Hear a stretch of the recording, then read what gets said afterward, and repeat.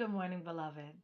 This morning I was in the book of Psalms again, Psalms 141, which is a psalm of David. And I want to share some takeaways that I got from the passage. The passage is a psalm of David and it's entitled Protection from Sin and Sinners. And I'm reading from the CSB Bible, the Christian Standard Bible. Lord, I call on you. Hurry to help me. Listen to my voice when I call on you. May my prayer be set before you as incense, the raising of my hands as the evening offering. Lord, set up a guard for my mouth. Keep watch at the door of my lips. Do not let my heart turn to any evil thing or perform wicked acts with evildoers. Do not let me feast on their delicacies. Let the righteous one strike me. It is a faithful, it is an act of faithful love. Let him rebuke me. It is oil for my head. Let me not refuse it. Even now, my prayer is against the evil acts of the wicked. When their rulers will be thrown off the sides of a cliff, the people will listen to my words, for they are pleasing. As when one plows and breaks up the soil, turning up rocks, so our bones have been scattered at the mouth of Sheol. But my eyes look to you, Lord. My Lord, I seek refuge in you. Do not let me die. Protect me from the trap they have set for me and for the snares of the evildoers.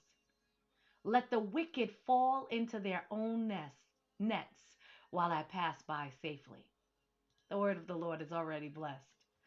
And so, when reading that and spending time, I thought of some takeaways that I call lessons from David in that passage. And there are many lessons that we can take from David. David unashamedly pursued the Lord. And while he had his own follies and trials, he pursued the Lord. And when he was wrong, he wasn't wrong and strong. And so I think that there are some lessons that we can take from David. Lesson number one, know where your help comes from. Our help doesn't come in our own ability and our own strength, but it comes from the Lord. Lesson number two, prayer is not only requesting and petitioning the Lord, but it is an act of worship. It is an act by which we can raise an altar, an incense. We can offer words of worship and praise to God. So remember, prayer is an act of worship. Number three, look inward. When we point our fingers at someone, there are three of these fingers that come back at us. It's so easy to look externally at what people did to us, but it's so difficult to look inside. David had a knack for looking inward and asking God to reveal what's in him and to fix and change what's in him.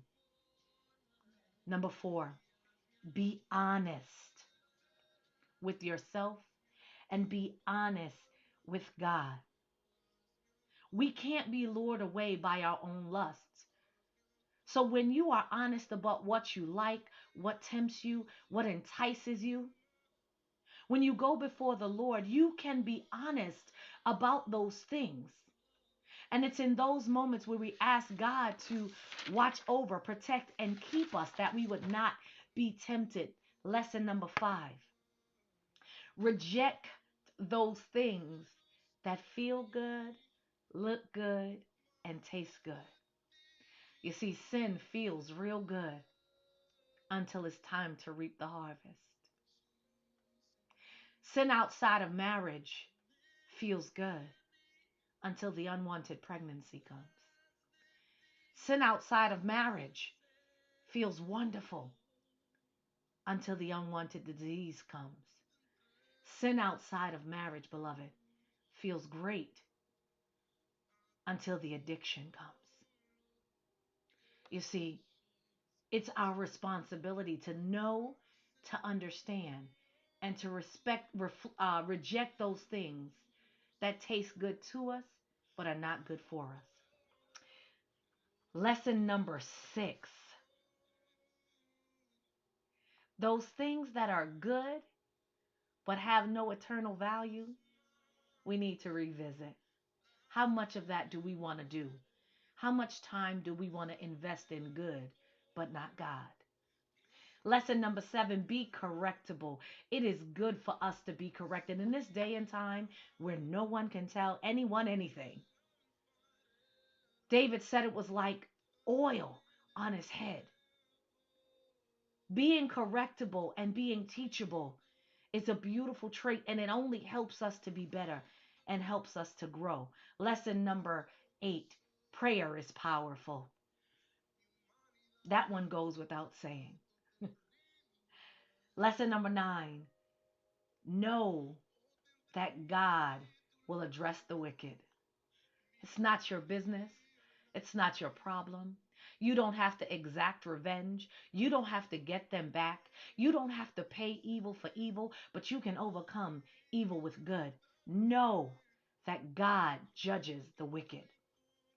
Lesson number 10, keep your eyes on God. Remember Peter when he was on the water, as long as he was looking at the Savior, he was walking on the water. But we get when he began to look at his circumstances, when he began to look at his surroundings and the waves and the wind and hearing the noise, when he began to take his eyes off of the Savior, he began to sink. So, in whatever you're going through and in whatever you're feeling, in whatever you're experiencing, keep your eyes on God. Lesson number 11, and there is one more, only one more. God is our refuge.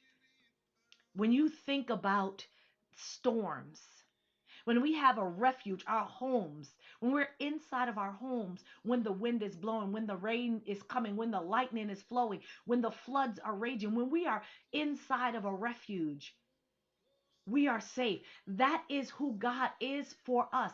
God promises to be our very present help in the time of trouble. He promises to be our refuge. He promises if we place ourselves in the secret place of the Most High God and abide in His shadow, that He will protect us. Remember, God is your refuge. And last, but certainly not least, I saw in this passage that God is a deliverer. He will deliver you from your enemy. And the way it happens might not be exactly the way you think it should happen. But God truly and certainly will deliver you from your enemy or through your enemy. And irrespective of which way God moves, you're coming through this thing. So I hope these lessons from David that I saw are a blessing to you. As always, beloved, I love you. But God, He loves you best. Have an amazing day. Bye bye.